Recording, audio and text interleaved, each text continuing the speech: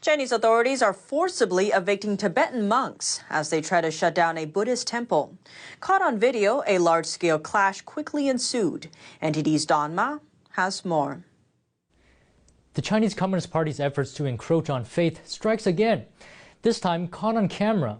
Chinese authorities recently attempted to close a long-standing Tibetan Buddhist temple by force. The temple is located in China's Jiangsu province, where a portion of the population there is Tibetan. The monastery is named Hongcheng Temple. Monks there found themselves being forcibly evacuated by police. The officers are also pressuring them to renounce their commitments to monkhood. The video shows dozens of authorities and what looks to be hundreds of monks in a large physical confrontation. Many were arrested. Monks can also be heard crying. Some climbed on top of roofs, declaring that they will defend the temple with their lives.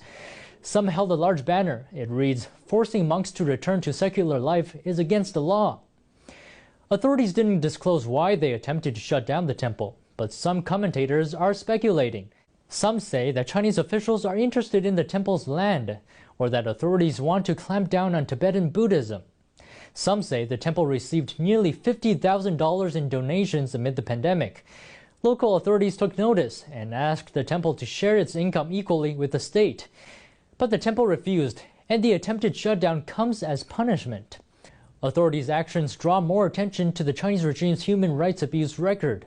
Some have likened the incident to one during China's infamous Cultural Revolution 45 years ago, when authorities forced monks to return to secular life.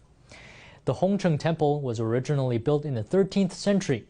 During its heyday, housed more than 3,000 monks. Don Ma, NTD News.